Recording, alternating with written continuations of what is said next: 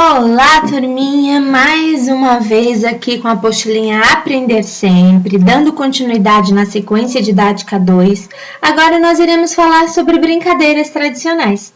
E nós temos hoje duas aulas, a aula 1 e a aula 2. Vamos lá? Aqui nós temos sequência didática 2.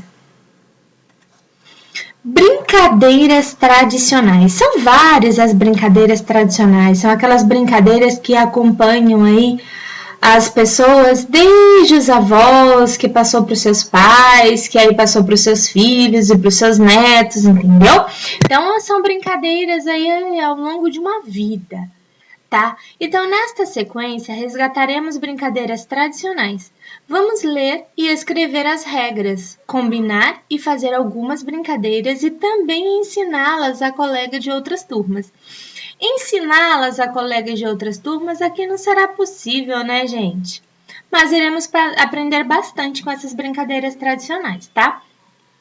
Aqui nós temos: as brincadeiras consideradas tradicionais fazem parte da cultura popular.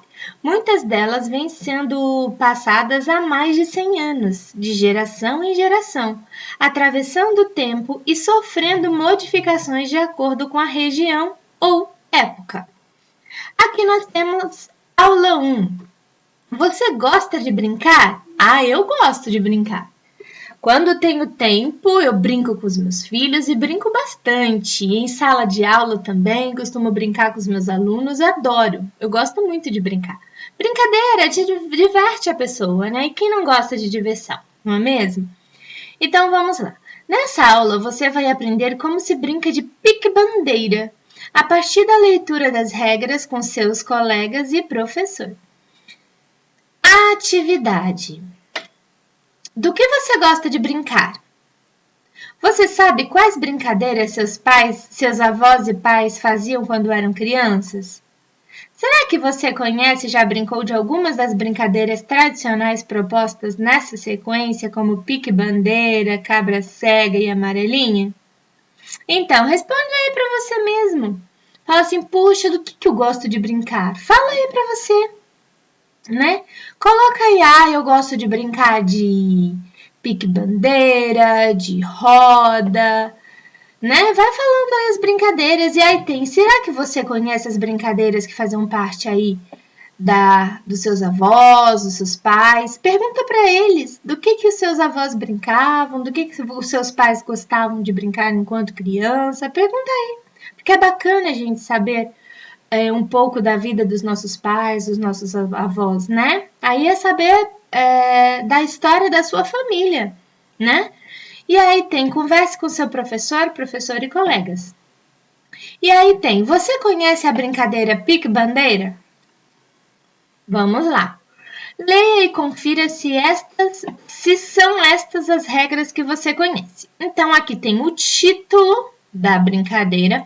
Lembrando, gente, que isso daqui é um texto, né? Olha, tem o título desse texto, que é pique-bandeira, e todo esse corpo do texto que a gente chama, ó, é a estrutura do texto que nós estamos trabalhando. Poxa, como assim, professora, estrutura de um texto? E lembra que eu falei para vocês que quando a gente trabalha gênero textual, a gente trabalha tipos de texto? Então, nós já falamos sobre vários tipos de texto. Nós falamos muito sobre contos de fada, depois nós falamos sobre receitas.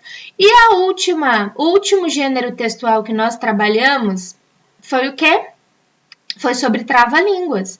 Então, cada vez que a gente vai trabalhando um tipo de texto, a gente vai aprendendo sobre aquele gênero textual, tá bom? E todo tipo de texto, todo gênero textual tem uma estrutura. Por exemplo, eu chego num conto de fada, tem uma forma de escrever. Então, assim que eu vejo um conto, eu sei que é um conto.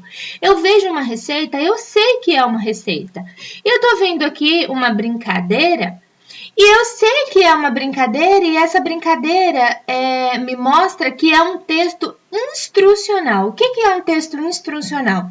Ele tem a finalidade de instruir alguém a fazer algo. No caso aqui, está ensinando como brincar, tá bom? Os textos instrucionais, eles podem ser manuais, em geral. jogos eletrônicos, receitas, culinárias, rótulos de embalagens e brincadeiras, tá? E tem também vários outros textos aí que se encaixam nessa estrutura aqui de um texto instrucional.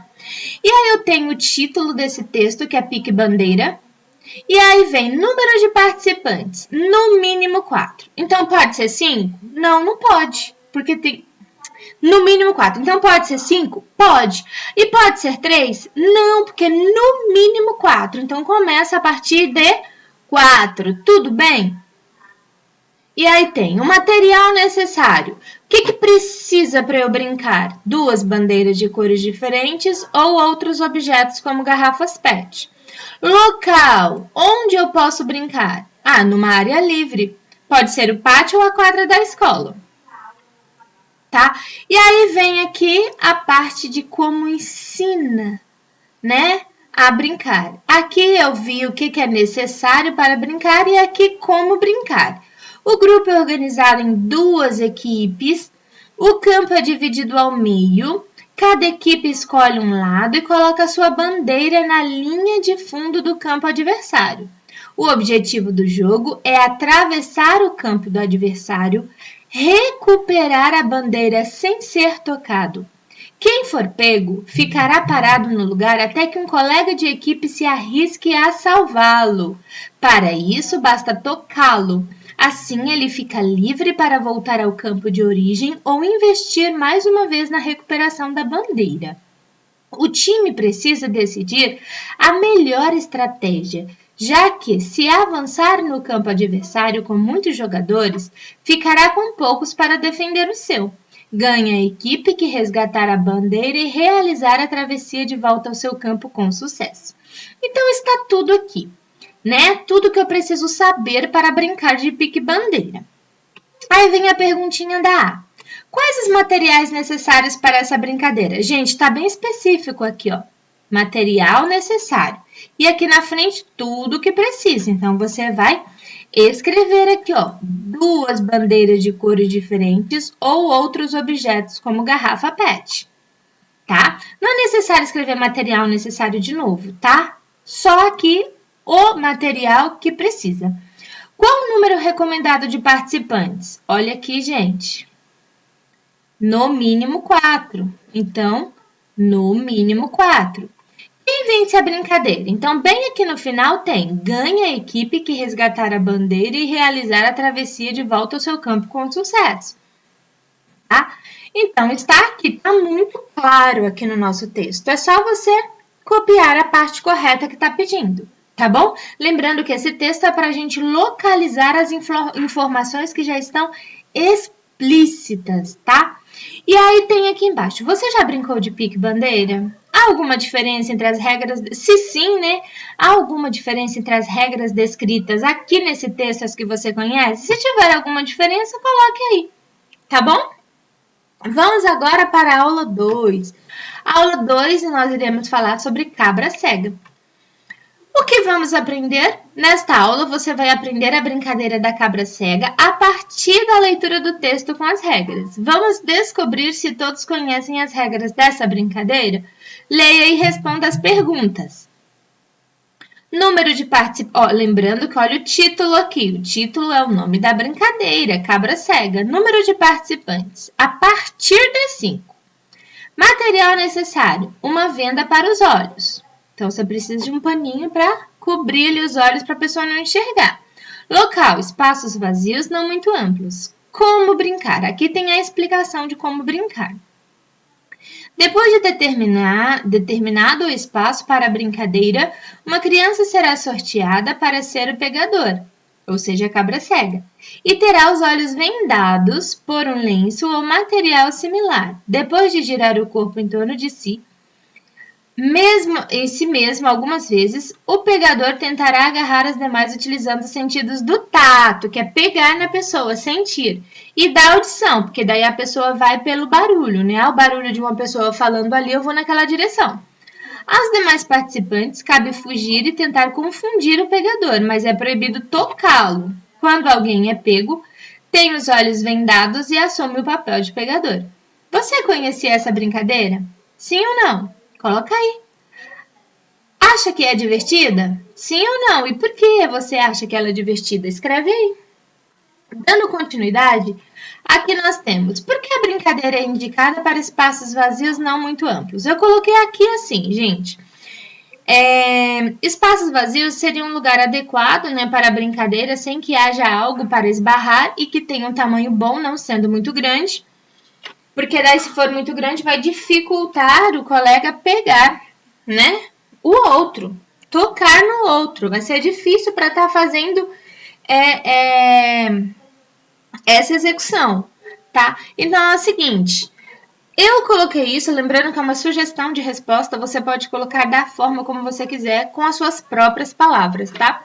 O que significa girar o corpo em torno de si mesmo algumas vezes? Girar o corpo sem sair de lugar, ficar rodando ali naquele mesmo ponto, né? Ficar rodando em torno de si é isso, girar o corpo em torno de si e ficar rodando ali sem sair daquele lugar.